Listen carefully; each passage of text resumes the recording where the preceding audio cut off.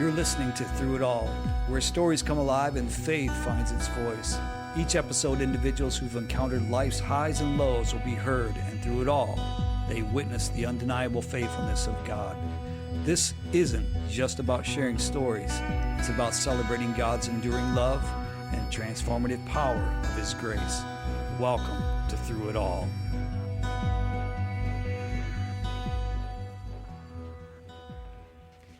Well, thanks for tuning in. My name is Jason Zimmer, and my daughter told me that I need to let everyone know that. I'm not really sure why, but anyways, I have the honor and privilege of being a pastor, and part of the reason that we do this is because we want to hear the stories of God's people. And because of my job, I spend a lot of time speaking to people, and so each guest that I have is special to me, and there's something that I see in them that I think is so wonderful that they can share with other people. So today, on our show here, we have Joe and Jessica Hazelhoff. Thanks, guys, for coming. Of course. Thanks for having us. I'm very grateful to have you guys. And so we're going to kind of get into some things. But first, I always start with, how do I know you? I met you coming from another church, seeking, and I know your father and one of your sisters, and I heard of you, and then so kind of knew you through the Dutch Mafia grapevine to some degree. Sure. And my dad was a big fan of Hazelhoff builders. Okay. He's like, you know Joe? I'm like, yeah, I know Joe. He's like, that's a good man. I'm like, what? He didn't know me very well. Right. And then there was Jessica, and so I knew you were at Dahan. And so I met your father. But can I tell you this, that all of you kind of look like your father? Oh. Do you think you look like your mom? Oh, 100%. It's changing. False doctrine. False doctrine. I don't believe it. So anyways, I'm super excited about you guys. And Joe, you're serving as an elder, and Yes. Really, really blessed by your heart and just who you are. But there's something genuine about you that I absolutely love, and I want to talk to that. So Let's start off with this. How long have you guys been married?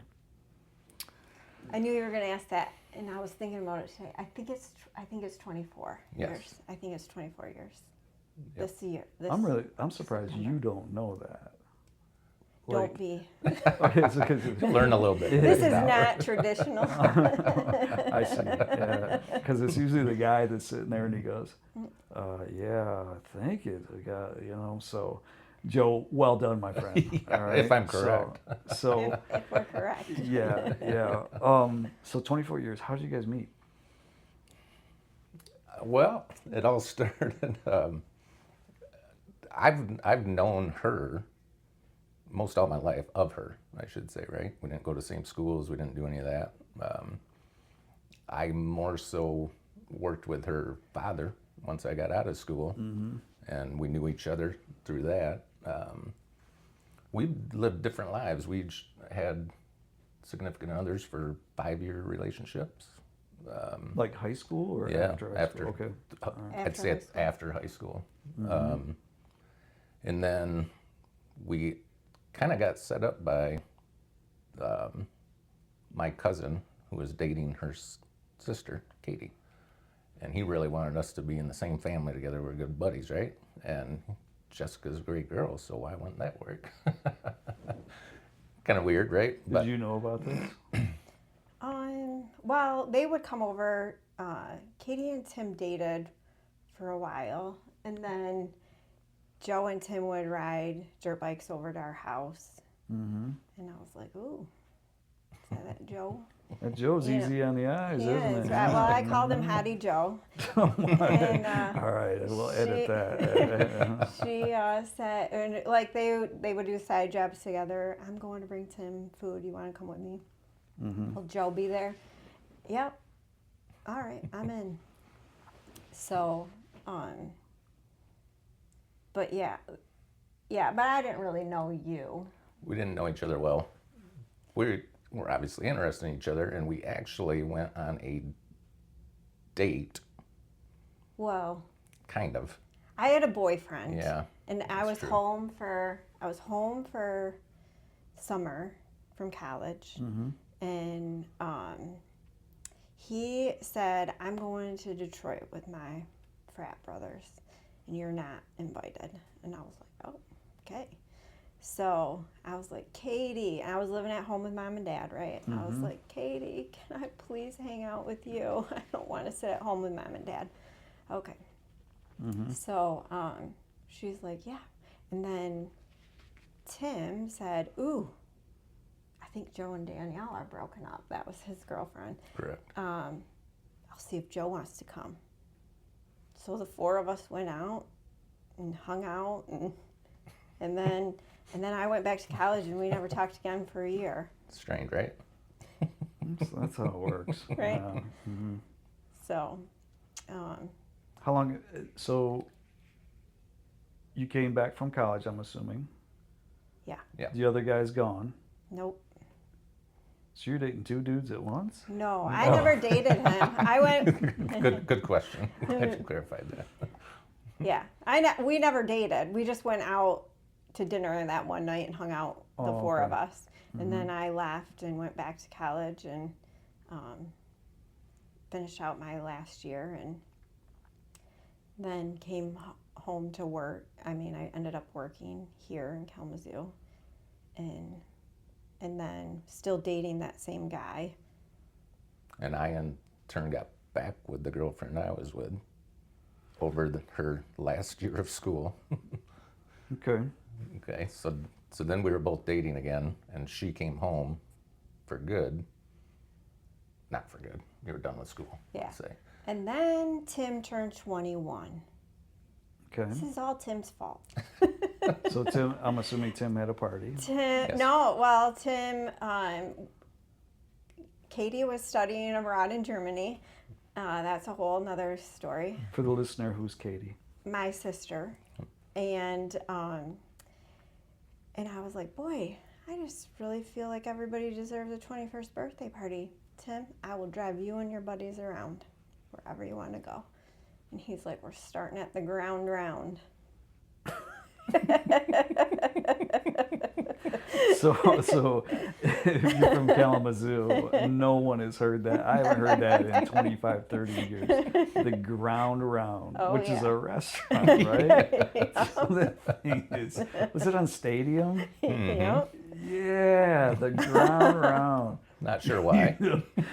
Wow. So you go to the Ground Round, Yeah. and you got this guy in the back seat the whole time, huh? No, he drove himself.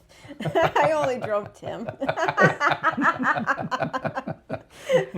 But we hung out, right? And so then we went places, and then we ended up talking, and then somehow I know you kissed me on the forehead behind the car, and Tim's like, because I'm taking Tim home now. And he's like, he kissed you. And I was like, oh my word, how do you even know that happened? Tim had the rear view mirror just watching. Tim was praying. Can't touch that guy. Uh-huh. So hard for this to happen. And so I was like, yeah, like he did. So he's a really nice guy. Like, he's a really nice guy. I've never dated or hung out with a guy that nice, and he's like, oh, this is gonna be awesome. He was so pumped. So, assuming the other boyfriend girlfriend are gone, correct? Not on the kiss on the forehead moment. Oh, so you're cheating. Yeah. Correct. Nice. Not nice. So we're going to talk about sin right now. Yeah, But I'll tell we've repented. I loved her. But so we spoke after that, like, hey, I really like you. Like, this is that wasn't me. I don't go kissing girls on the forehead just to send them goodnight, right? Like that. Like, I really like you. I really like you too. Do you feel like there was any kind of I mean, I'm sure we gotta cut ahead because otherwise we'll be stuck in the Ground Round parking lot. Right, for right, the right, rest of right, the right. Show. Uh-huh.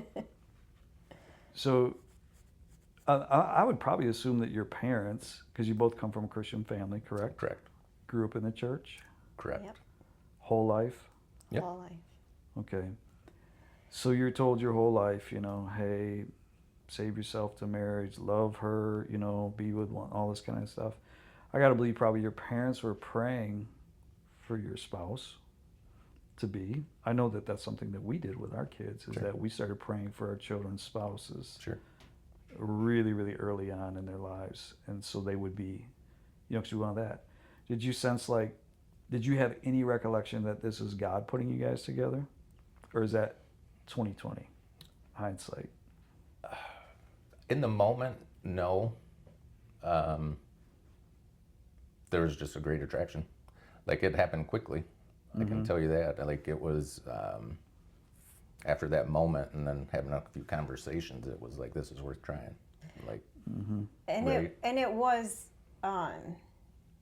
like, for me, I was involved in the high school youth group at North Park then, and I'm like, hey, I'm doing this, I'm helping out, and I drug him along, and he came willingly, and so there was God in it, you know, because that's always been a huge part of who I am, and he didn't like, okay, see ya, drop me off at church. He was very willing to Got involved. step in and do things. Good.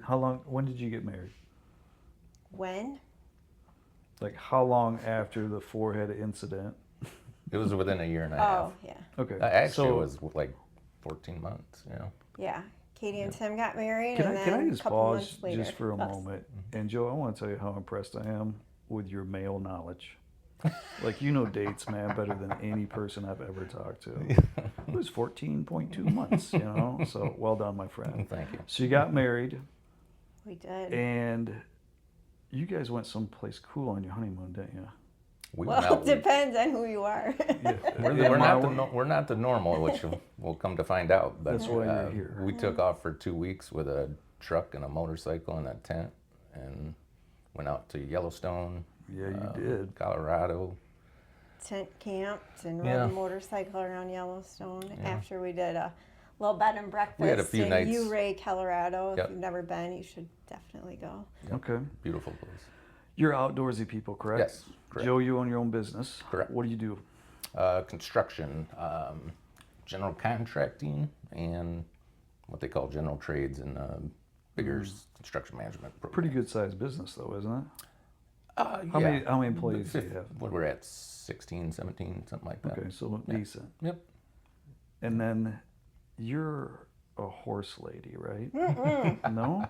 Hard no. Oh, I thought you were a horse person. Kayla, our daughter, My is daughter- a horse person. Oh. As a horse person, I do a lot with them because I am her mother.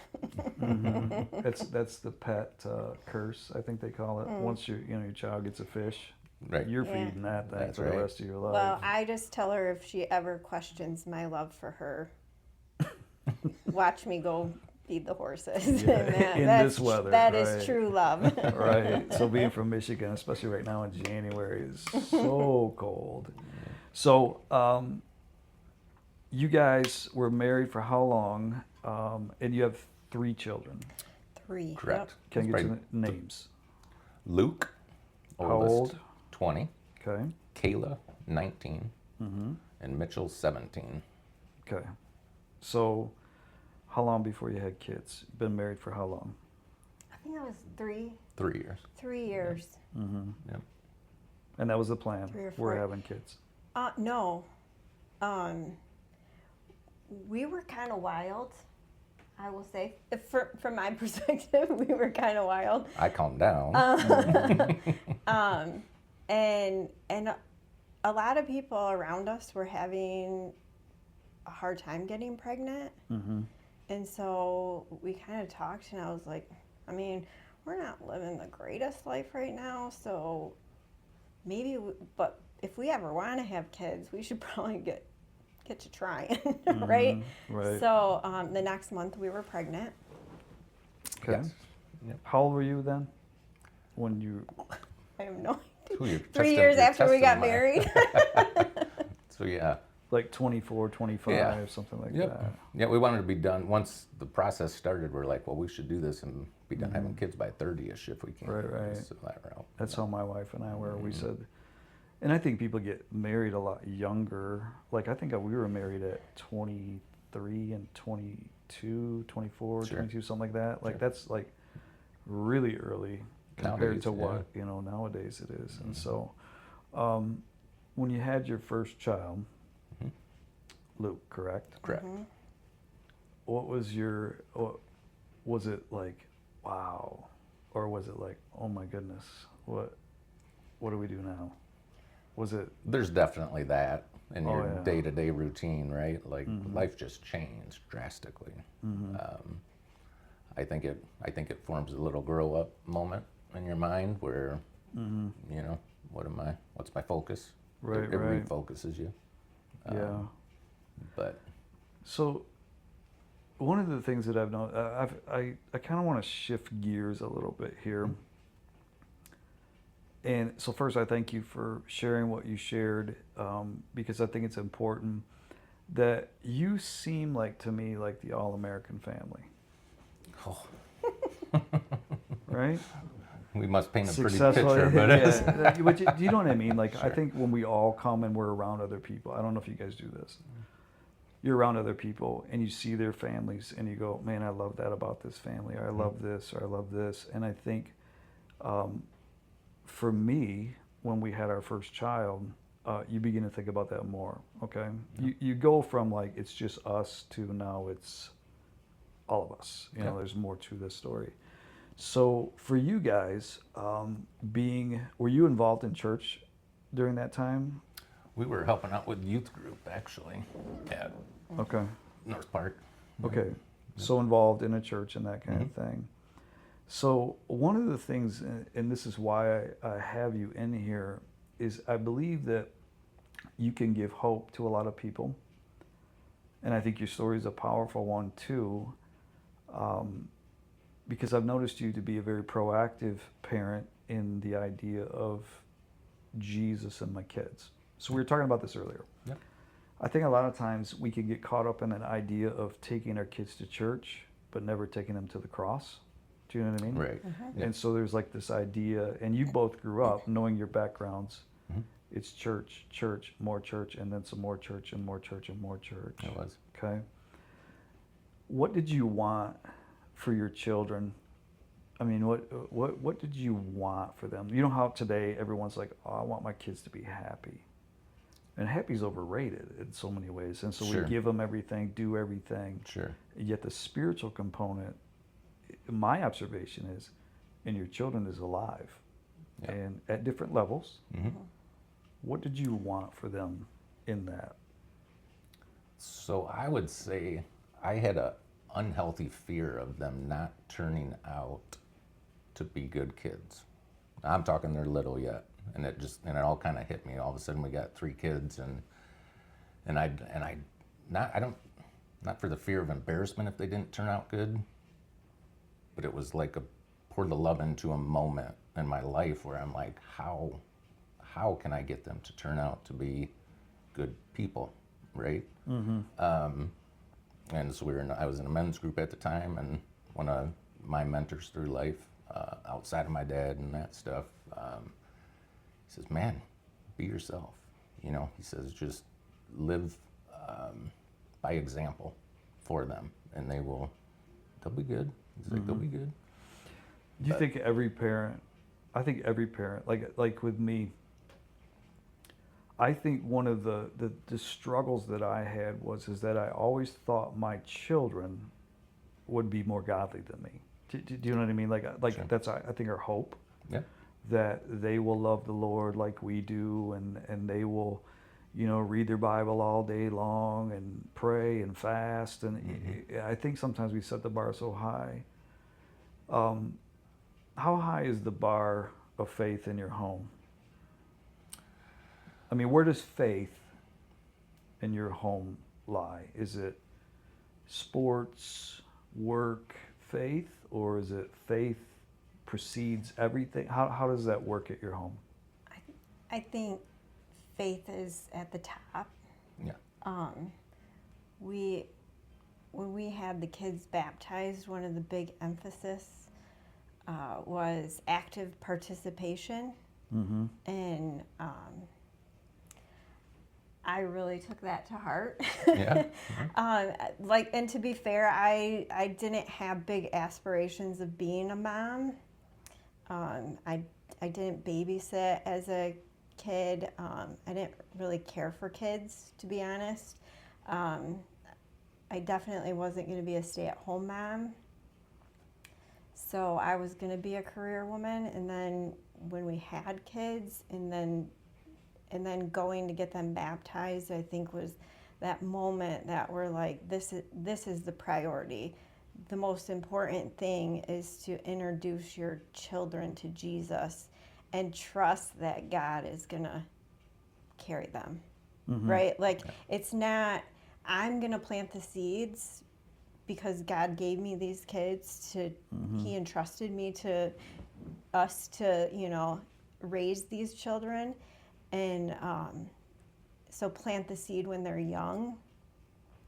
But And then, often, yeah, right? and Like, be be actively consistent with it. and as you go. actively involved. So like, we didn't drop them off at youth group. We participated, or led, or did something, brought food, whatever it was. We didn't drop them off at Sunday school. We participated in Sunday school as well ourselves, and so.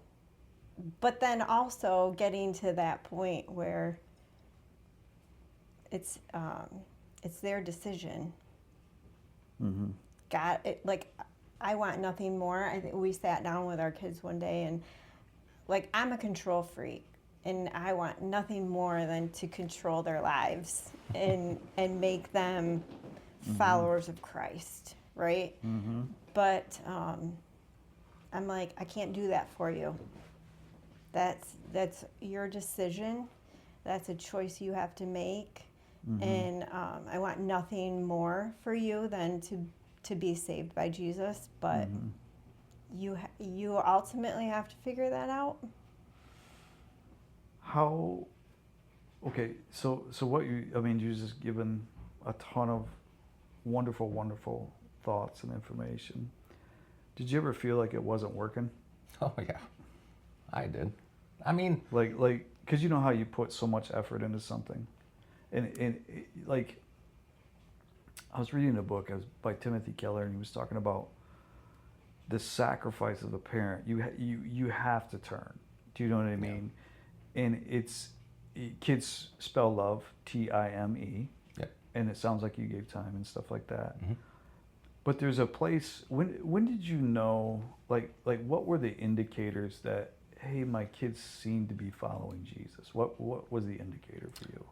profession of faith, I mean, was a big one, right? Like, that was the conscious decision for them. That was really good to see and hear. Kind of cements of fact. I could tell they were always into Christ. They just, were they going, or were they participating, worshiping, having a moment? It's hard to see that timeline because life's fast, right? You got all three of them, and you're missing. I mean, how many moments did I miss too, right? Yeah, soccer Something and great. salvation sometimes get mixed up there, Right. And I think for that, would you say that you were proactive in your faith? Oh yeah. Very much so. Yeah. So every parent in the world, like we said, wants their child to you said you wanted them to be good. I think it's more than good, Joe. It is. I think you wanted them to be God's. Would that be fair to say? It is. You wanted them to belong to Him. Yeah. Okay. So when you look at that, and what did you do specifically? Because sometimes I think we talk about stuff and we're like, oh yeah, well, we took them to this, or we did this, we did this, we did this. What was it like at home with your kids? Were you like, if you don't pray, you're getting a spanking there, or whatever? Or was it more like, because No. you said something interesting that I think is very worth digging into. Okay. It sounds like your example you were consistent as Christians. How important is that for parenting? I feel like it's huge in the sense that our 3 kids are all very different from each other, right? Every person's made by God and made a different way. There's no chapter book that's going to tell you how to make your kids what you want them to be. So you got to adjust in the moment, it seems like, so often. And I feel like if you force them to do things they don't want to do, I feel like you drive them away for the most part. But yeah. Okay. What do you think? Can you repeat the question? Joe, could you tell your wife what the question is? Specific things. Consistency. We were talking about how consistency, what was consistent in your home? Well, we always ate together. We always have dinner together. And even now, we just have Mitchell at home, and he has practice for basketball till like 8 o'clock. He doesn't get home till 8:30. And I don't want to eat dinner at 8:30, but we've started eating dinner at 8:30. And it's just the 3 of us, but we always ate dinner together, took that time to pray and connect, and then did a devotion. When, yeah. So prayer, scripture, consistency. So there's these little components, and how important do you think that is in the modern day? It's essential. I think it's very Like defining. You can't plant the seed, and you can't be the example if you're not living the example. Well said. I think that's one of the struggles that we all have. I've noticed in the 21st century, there's a lot of expectation that is placed on a youth pastor, a Sunday school teacher, a pastor, Uncle Tim or whatever. And yet God tells us, hey, this is, he gives us the children. I know you both know that those are gifts, right? Certainly. So we're talking about stewardship as well, that God wants us to steward, finances, of course. You got a horse, broke. And, but you look at those things and you say, okay, I think time, treasure, talent, those are the easy ones. We always say the 3 T's. But it seems like to me in your lives, you chose that this doesn't change. So did your kids ever not want to go to church? Yes. Did your kids ever not want to go to youth group? Yes. What'd you do? Made them go and became leaders. Yeah. So it's that controlling part, right? It is beautiful, man. I love it. It's Jessica, you killed me. All right. So consistency, there's this constant, and it sounds like Christ was, this is what we do as parents. How important do you think that is for maybe people who are struggling with their parenting? What would you tell them is, hey, this is really important for us. This is something that we thought, let me change that, okay? Can I change it? Sure. One of the things that I heard about you and why I wanted to get you on here is because of something you did that I thought just completely enforces everything that you said. It endorses, I should say. Is it true that if there was a Bible study or something, or you guys actually had studies with other kids at your home? Correct. And provided that, how was that received? I mean, didn't your kids think that was weird or something, or? No, Actually, Mitchell was like, "Can we just do that instead of youth group?" Oh, I'm like, "No, all right. no." So then, It was young adults. Yes. We did one summer of it, and we should probably keep doing it. Yeah. We've kind of actually moved to a little bit more of a life Yeah. life lessons. Mm-hmm. budgeting and Yeah, just with life some lessons group. young kinda. adults. Mm-hmm. But always keeping, because I think what we don't remember is the Bible teaches us how to raise our kids, how to be good wives, how to be good fathers, how to be, good children, how to take care of your money. Like, it does. So you have to know it. Mm-hmm. And So I think like at a budgeting meeting, we got some young kids that we know and love. Come on over for dinner and we'll talk about it. And it's not for the love of money. It's for appreciation of God for what He's blessed us with. Would it be fair for me to say that there's a biblical reason for most everything you do? Yeah. oh, Yeah. Yeah. Do you know what I mean? Like what you're telling me, because you said this. You said, "Hey, we're going to do this budgeting thing," and then you said, "It's not for the love of money." Correct. Because the love of money is the root of It's all evil. evil. Right. Yeah, That's right. you can have money. That's right. Money's good, Yep. but the love. Yep. Those are the simple things that I think are so important for parents that are listening or parents that are out there. Is once again, the consistency. The message is the same. This is who we serve first. You don't get to control, as the head of the home. As parents, are told to raise your children up to be godly, to lead them. And so when you got to this point and you're having these Bible studies and stuff, it seems like your children saw you as more than just parent. They saw you as a source of hope, a source of so it's just amazing to me, to be quite honest with you. Okay. It's amazing because one, unbelievable amount of time, right? That's a big piece to all of this. Is it's not easy. It's not.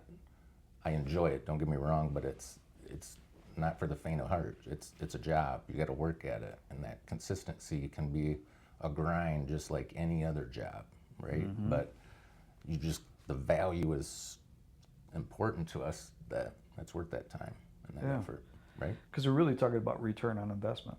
Sure. And your investment has come to this. Now, each child is at a different place. Okay, emotionally, physically, and age and everything else. Spiritually, is it a one size fits all, or do you have to? Like I sense you guys knowing how far you can go. You know how you learn your child. Yes. Yep. Like I have two that are exactly like me, and one that is a little bit more like the mom. And so I know that this is how I can speak to them. Do you think parents are able to, how did you guys learn that? How did you discern how much can I say with Mitchell? How much can I say with Luke? How much can I say with Kayla? They're receptive in different ways. How did you keep that under one roof, That's a work in progress still today, right? And I'll say it maybe this way: we learn by screwing up. Sometimes best lessons learned are the mistakes you made. And Did knowing, you guys apologize to your kids and ask for forgiveness if you did something wrong? Yeah. Yeah. I was, I've said it. I was wrong. I should not have such and such. And what a beautiful illustration. right. Correct? Like And if we've you're telling also- people to forgive people and you don't Right. ask for forgiveness, it's pretty Right. hard. So again, that consistency, that same message, and then you seem humble. Do you feel like you can do this on your own, or do you spend a lot of time praying and saying, God, Help me.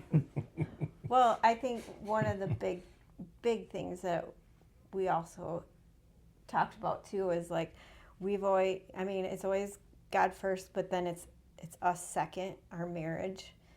And we've never, I shouldn't say never because never's a long time, right? We try diligently not to put our kids above our marriage. And so, even when they were in high school, they were in their room at 9:30 with no phones, because you need to be in your room so Dad and I can hang out by ourselves. And it's so just like, Did you ever fear that your kids, did your kids ever get mad? Because No, what you just said was like one of those Puritan things, like Father and I shall be in here. She'll sit on the on the couch sofa while tonight. Father rubs my back. While you children head to your rooms. But that's so for a good important night's- because we make our kids our idols, right? And we think that our our kids show our value in society. Like how your kids turn out is a reflection on how you parented, and that's not always true. Almost never, right? It's always how God has worked through their lives. There And you it's go. not it's not like because of what I did. God says, train them up how they shall go, and when they get old they won't depart.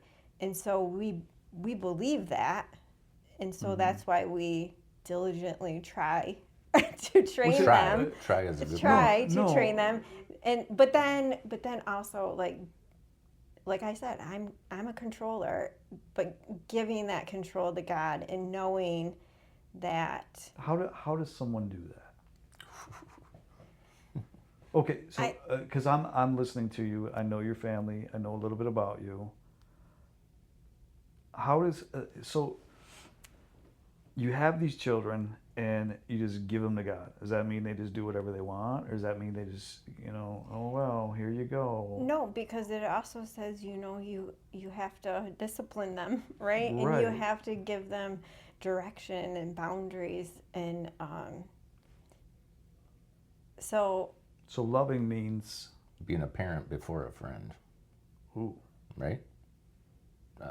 Why do you think that's so hard today? because we don't want our kids to not like us. Yeah. It's always got to be parent first, right? That's the responsibility God gave us. Yeah. Friendships, I don't want to say come and go in the family. I'm just saying, like, I take parent as a strong word. They can come later. I Yeah. can be friends with my parents Yeah. now. Well said. And so I kind of want to get back to what you said, Jess. Is you were talking about we're giving them back to God. They're God's. You give me how do you do that? How you said parenting first. I'm not. I'm your friend. I love you. I want to spend time with you. But my ultimate responsibility, as you said, God gives us direction for how to be good parents and how to do this. And so there's boundaries and there's different things. But how do you surrender a child to God? How does that look? Did you pray that out? Did you take a course on it? What did you do to surrender your children to God? I think there's that moment when you just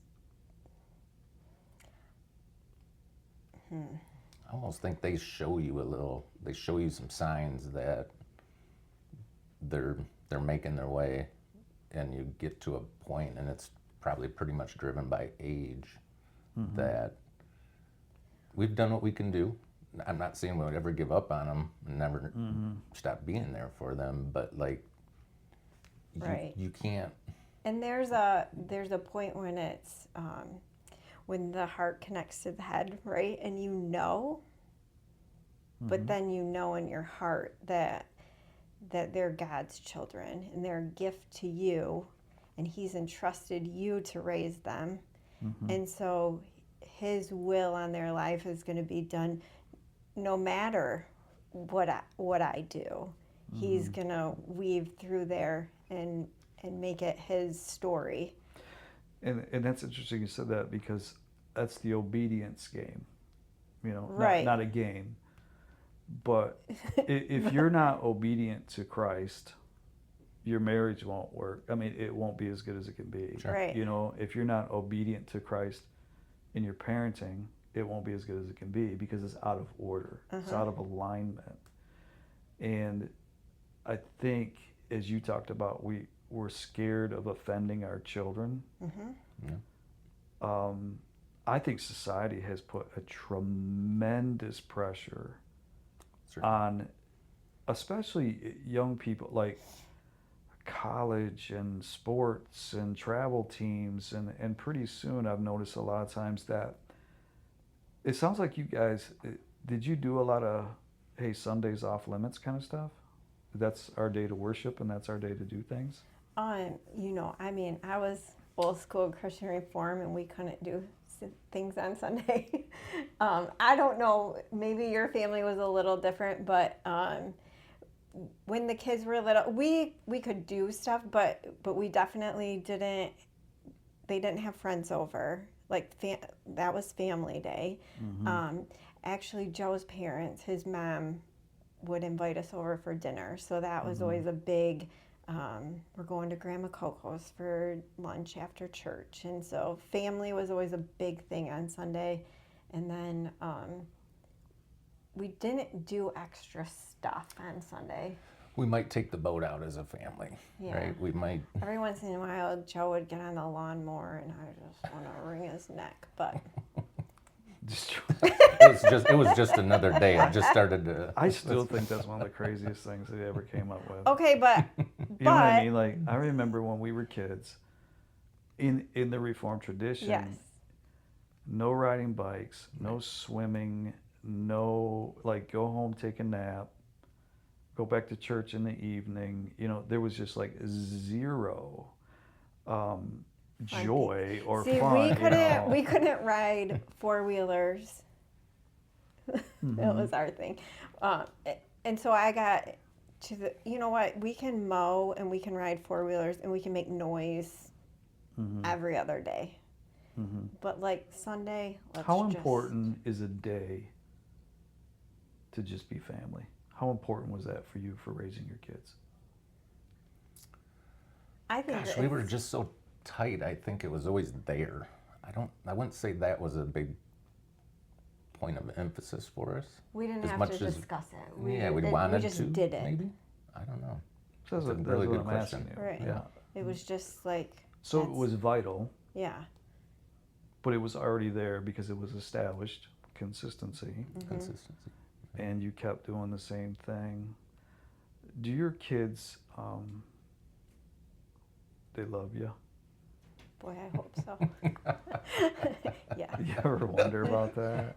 Yes. I remember times when, especially when my kids were in middle school. Oh my goodness. Tough times.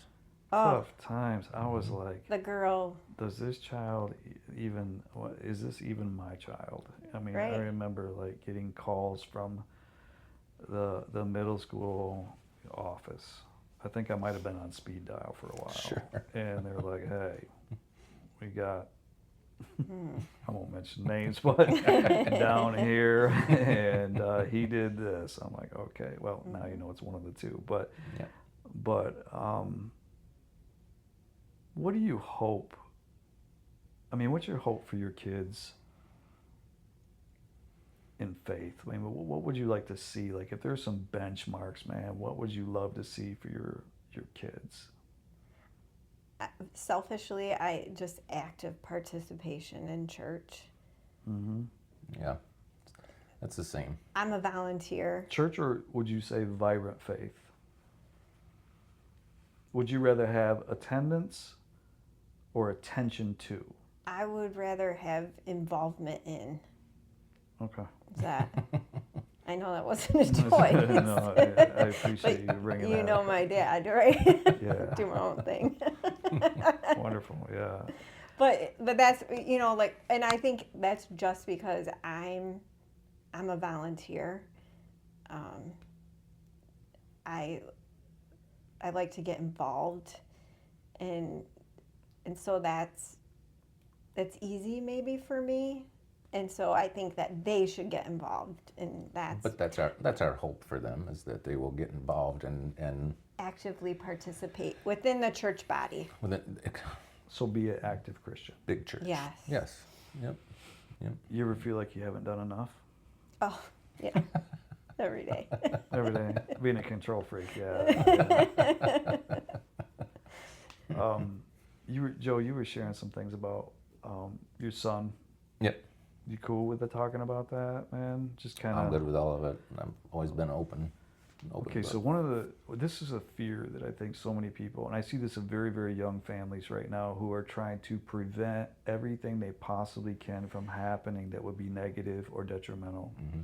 So you helicopter parent, you over parent, you avoid all things. You're sharing something the opposite. No, we engage in all things. We don't avoid all things. Correct. And so we're trying to build healthy relationships based on healthy boundaries and healthy discipline and healthy fear and awe of God. Mm-hmm. And then once in a while your kid they go off and all of a sudden they're like, did anything take? Certainly. You kind of had that a little bit, right? You do. You know, it was,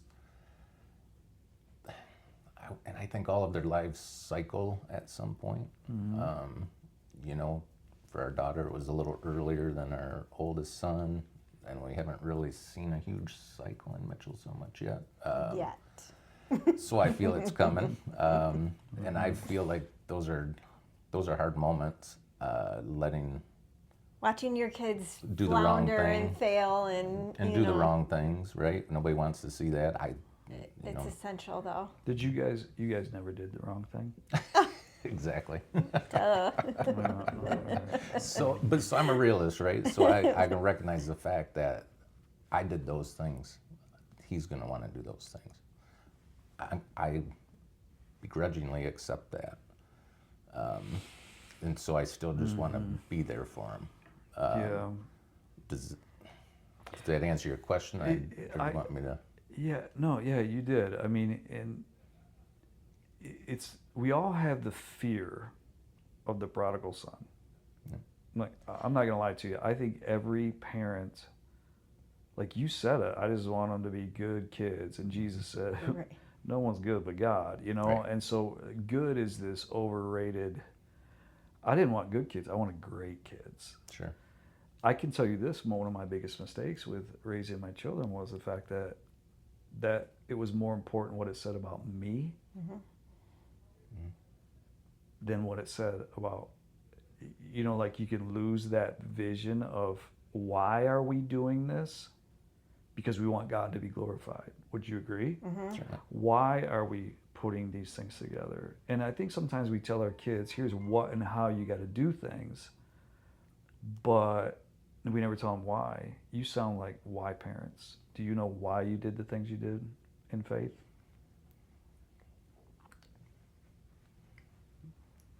Through our life experiences, I guess, right?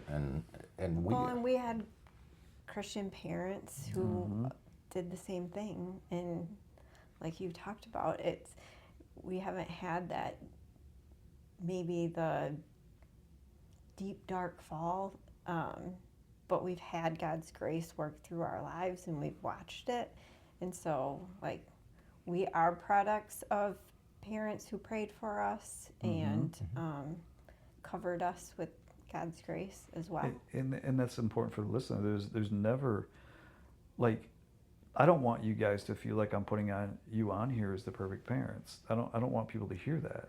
Good, because we are not. Yeah, Those that know us and will no know. one, yeah, and no one is a perfect parent. No. All I'm trying to say is that in this show and how we're doing this is, you know, I'm a pastor of a church. My kids they were expected to be perfect. Right. Sure. And they weren't.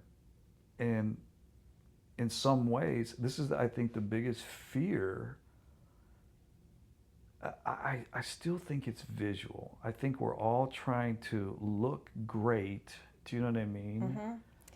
And feel great and present great and Well, we don't want to be judged, right, by how our kids turned out, because that looks like a failure on us. And the reality is, like the prodigal son, I do think that all kids at some level have to go through that. Some are extreme, some are not, but you all have to find for yourself why you love Jesus.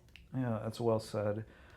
I think in all of that's probably, they all have to. They have to come to this point. So the building blocks, we would agree, are important. Yeah. So somebody's out there struggling right now.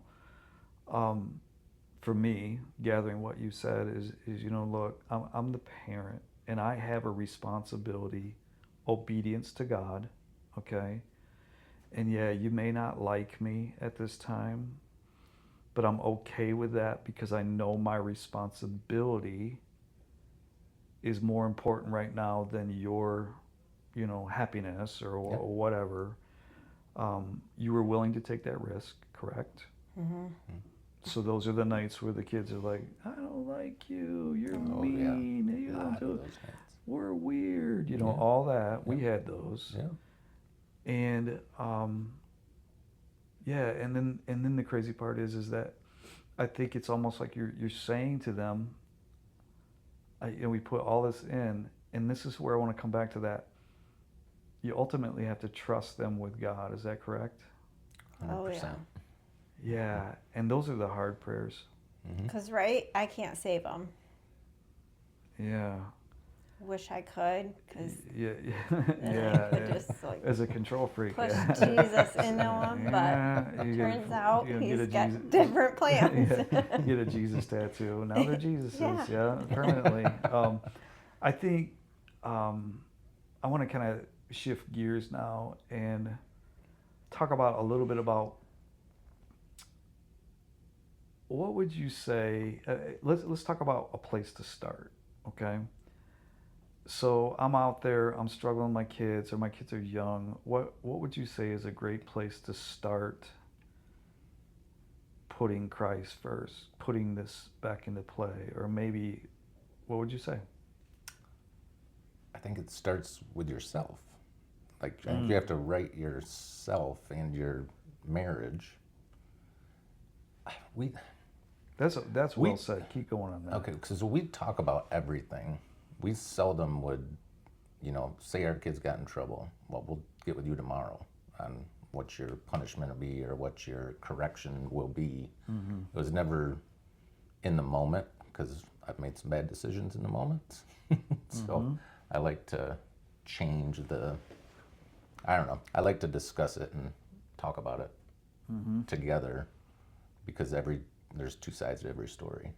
Okay. So I like to see them both. But, so yeah, not reacting too quickly. Take the time to talk about it together, so you're on even playing ground, right?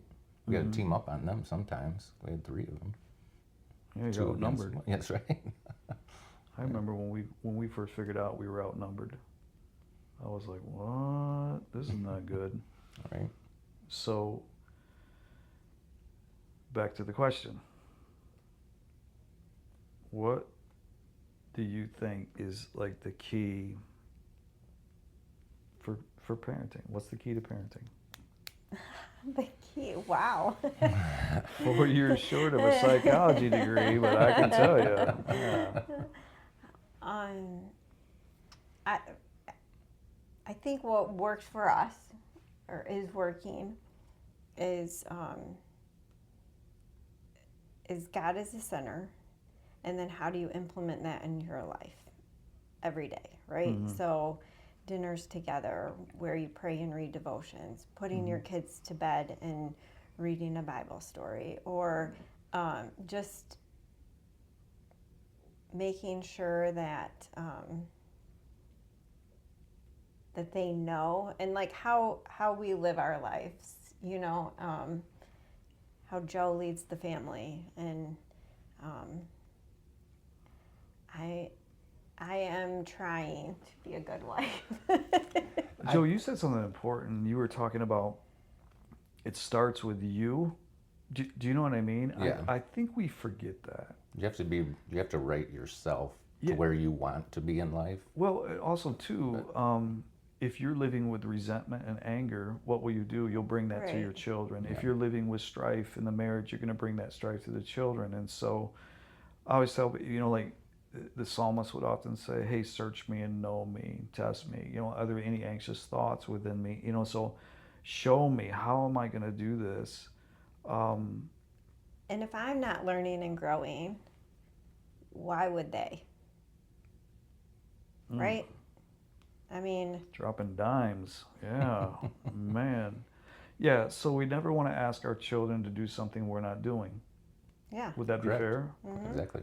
So if I want my children to pray and I don't ever pray, what does that mean? It means Right. that I want you to do something because I want my kids to turn out good, yet you're not flowing in the goodness of what God is doing. You know what I mean? I think that's the biggest struggle, is that it's, especially for a control freak, is I'm real good. I mean, I struggle with this. I'm really good at fixing other people. Terrible at fixing myself. Oh, yeah. Or terrible humbly coming before God and saying, I have no idea. Do you think God hears those prayers when we're like, I have no idea what to do? Yes. Maybe the loudest. Yeah, don't Right. you think? Yeah. So my encouragement for someone who's listening and raising children and this and that is, first, where am I at with Jesus? Right? Okay. Lord, forgive me. Maybe this has been on the back burner. Maybe it hasn't been. Maybe I've forgotten that it's physical, emotional, and there's spiritual involved in this. There's the holistic approach of saying, hey, we're not going to sit at home all day and recite the Old Testament together. That's not beneficial, nor is that even remotely normal. Right. It's saying, hey, let's look at self.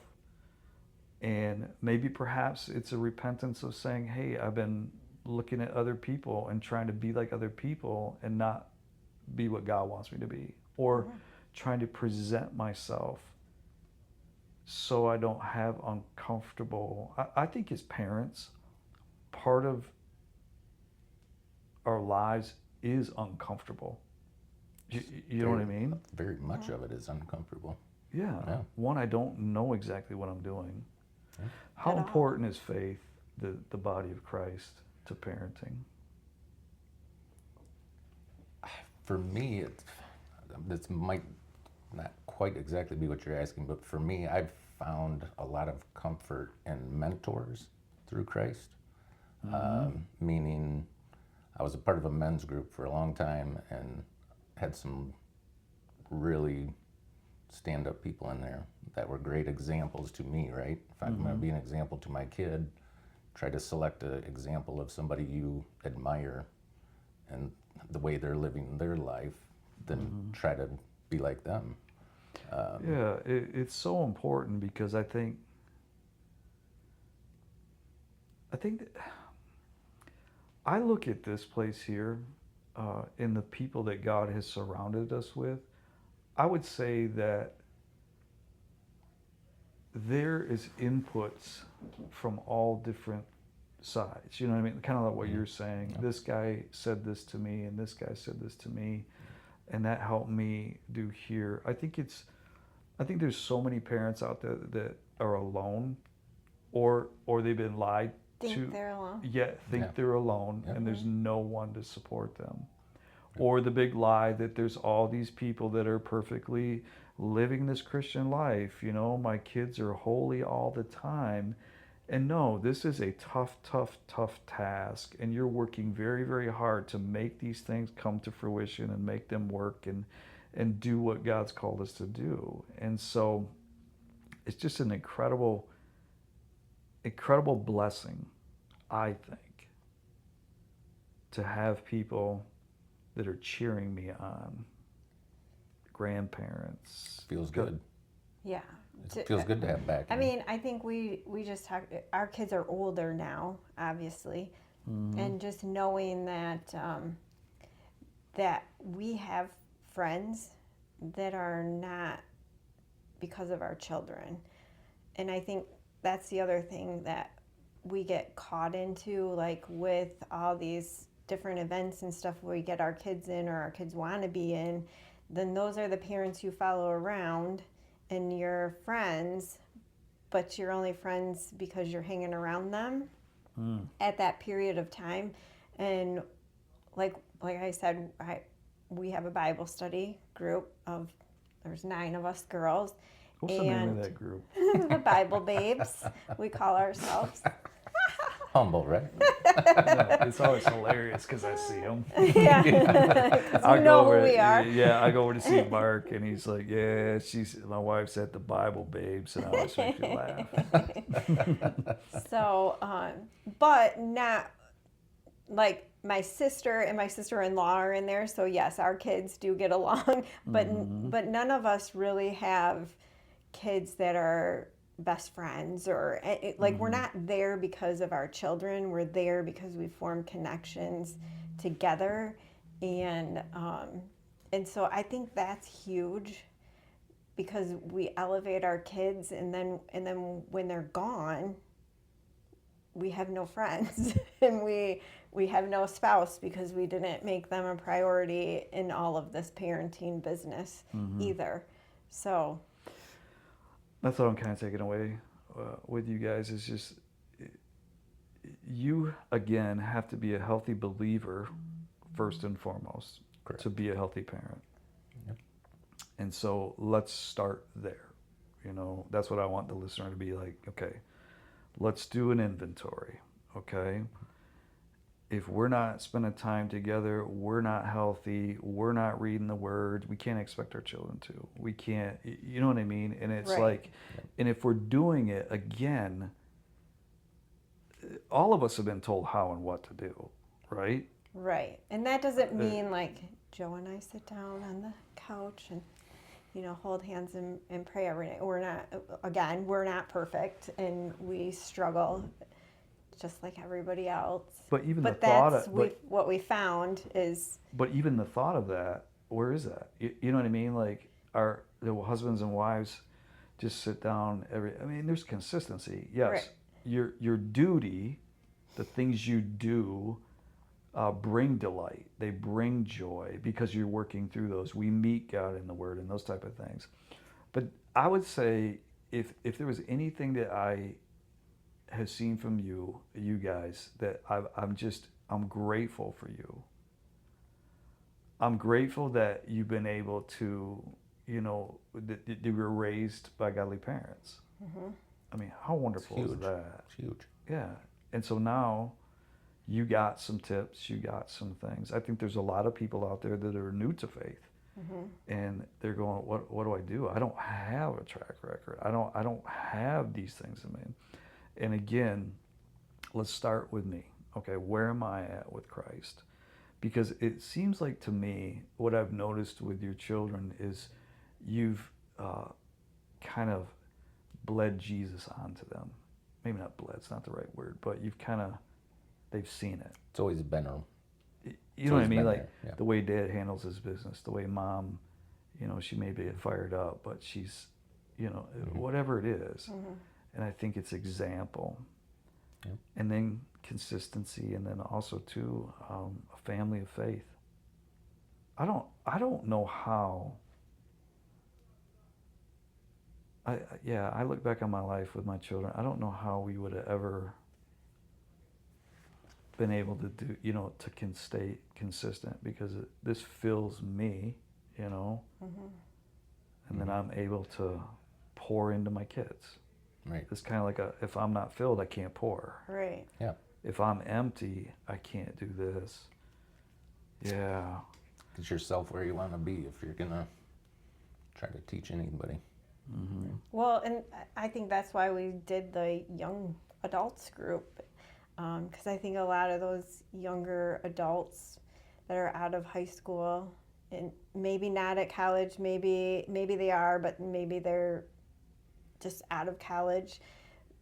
There's so much junk in the world, and they just want to be with authentic people that like are living what they're saying and figure it out. They want to figure out the truth, right? And the truth is, That's amazing that you said that, because I've been reading a lot of studies, and there's a return kind of what gen is this? Z, X, whatever? I don't I know. don't Is it Z, I think. But a movement to, we've seen the skinny jeans and the smoke and the mirrors and all these type of things, and we're looking for authenticity. right? That's another thing. Be authentic. Because that As a was a parent, big part yeah. of that Bible study, I think, was, yeah, but we've all heard this superstar Jesus that is just going to forgive us. So why don't we just keep sinning?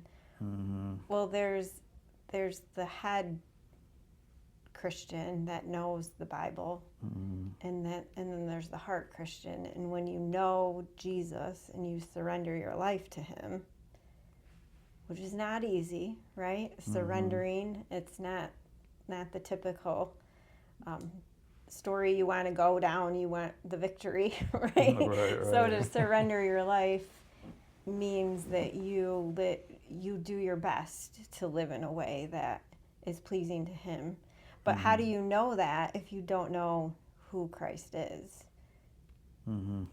So it was good to, like, how can we be like Jesus if we don't know who Jesus is? If you're not in the Bible, and I just think we've done the productions and we forgot the Bible. Mm-hmm. Yeah, planting seeds, being consistent, looking at self, managing marriage, managing the health of that marriage, managing the health of my love for Jesus. I think more is seen than heard. Do you know what I mean? Oh, yeah. Especially with young people. Mm-hmm. Any last words that you have for anyone, some encouragement? Don't be afraid to ask for help. Be vulnerable, right? I mean, just pour it out there. Yeah. And you're not alone. Right. Like we all don't know what we're doing. That's a true story. You mean there's no perfect parent? No. Absolutely not. And then I thought I won that award one Right. year, and then I was wrong. That's right. ask my mother about that. Right. I've never won that award. Right. Yeah, but I think being aware that you aren't is the key to, Sure. where you start, where you begin. Yeah. Mm-hmm. Well, and then also talking to our kids too, because about like hopefully someday because I know I've screwed our kids up. I know that there's just things that I've done that, they probably need counseling for. But but hopefully at some point in their life, they can also forgive me and understand that you're doing the best that you can do with the tools God's given you. And at the end of the day, that's all we can do. And then trust and pray over their souls daily, right? Like I think, and even in our Bible study every night, I close with, just burn the power of the Holy Spirit over their lives and pour into their hearts so that they can be good stewards of what God's given them. So. What an incredible prayer. I mean, it's a great place to end too. I'm pretty sure, sometimes, I pray this a lot. And I always pray this: Holy Spirit, chase down my kids. Mm-hmm. And release, you're the one who has to save them. You're the one who has to draw them. But he ultimately created them in the image of God. They're his. And what an incredible responsibility.